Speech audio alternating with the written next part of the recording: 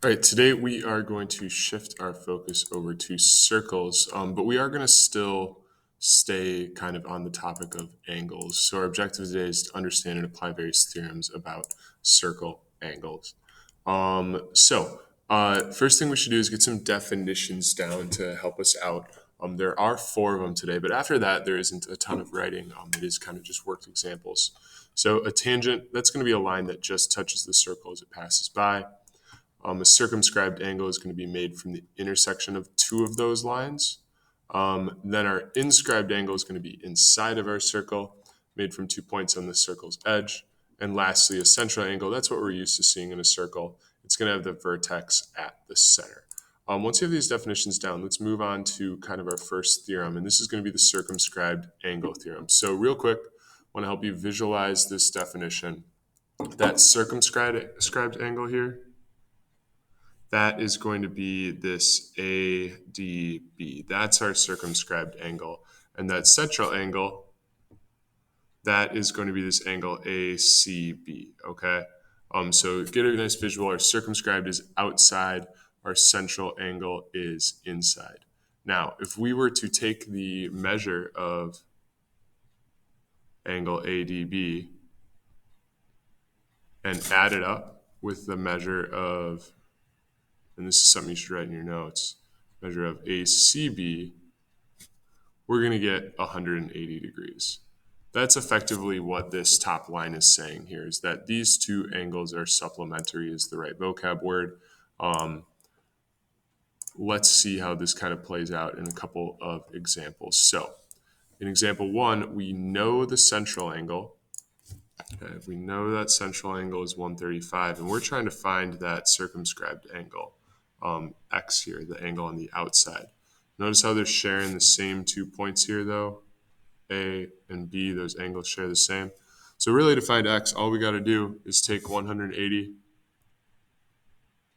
and subtract it from 135. The reason I'm bringing this one up first is because this is very similar to a lot of the work we've done before, right? Take 180, subtract, take 180, subtract. It works for our straight lines, works for our parallelograms, works for our triangles, also works for these circumscribed angles when compared to the central angle. So similarly, even though in problem 2, we know the circumscribed, but we don't know that central angle, we can do the exact same thing where we go x equals 180 minus 60 to come up with that x value of 120. I almost did that math wrong here, as our central angle. So that's our first theorem. The next one deals with inscribed angles. So an inscribed angle is going to look like this on the inside of the circle. So we actually have an inscribed angle here, and there's a separate inscribed angle right here. Okay, those are two separate inscribed angles. Notice how the vertex is on the point of the angle. So the first thing that we want to remember about these things is, man, if they share these same endpoints here, notice how the red line starts here and ends here. The orange angle also starts in the same point, ends in the same point.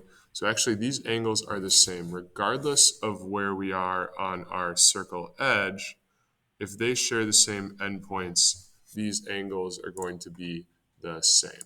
So let's kind of work it through with example 3. This gets a little bit of critical thinking skills later on in it. If we are trying to, I want to see, I kind of included some double words there. Let's ignore up top here with example 3. If we're looking at part A, we want to find the measure of angle ACB. Okay, that's going to be this angle here, ACB. We'll underline it just so we have a nice color code.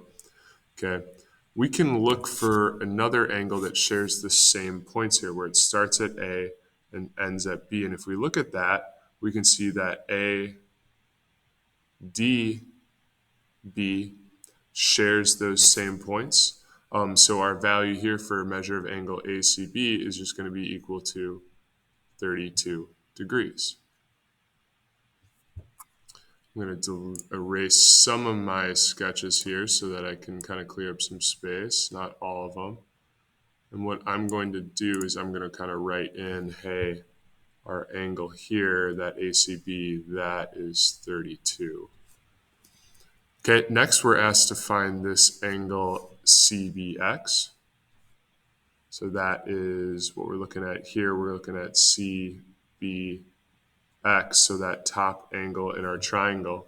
Well, in this case, we're dealing with the triangle. So we know the 85, we know the 32. We can just subtract those two from 180. So we get 180 minus that 85 minus that 32. That is going to be equal to, let me get my calculator out. That is going to be 63 degrees right there. And I should make a degree symbol on my first answer as well. So again, let me kind of clear up some space here, clean up this gray notes.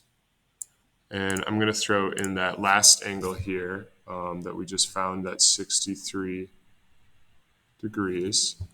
And so lastly, we can use this inscribed angles theorem again to find DAX. So if I want to trace and find DAX here, okay, and actually DAX goes all the way through to C as well. So it starts at D, it ends at C. What other angle shares those 2 points? Well, it's the one we just found, which is B.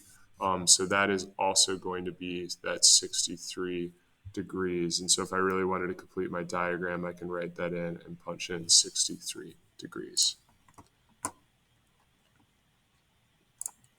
So last thing we're going to learn about today is another inscribed angle theory. Again, our inscribed angle is this one here, the one that has all 3 points on the edge of the circle. And then our central angle is going to be the one that has the vertex at the center. If we have a situation like this, the inscribed angle is just going to be half the size of the central angle. So if the central angle is 2A, the inscribed angle is just going to be A. Let's see this worked out in an example. We want to find the measure of POQ, so we want to find that central angle right there. Well, we know what the measure of the inscribed angle is, PRQ. PRQ equals 62. So this is just going to be, M of POQ is just going to be 2 times that 62, because that central angle is twice as large. So that just should give us 124 degrees. We can also work this in the other direction on example 5. We're trying to find MLN, that angle. We know the central angle is 98. And so that inscribed angle is just going to be half that size. So we can either run it as 98 divided by 2, or we could say 1/2 times 98. And either way, that should work out where we get 49 degrees as our inscribed angle measure.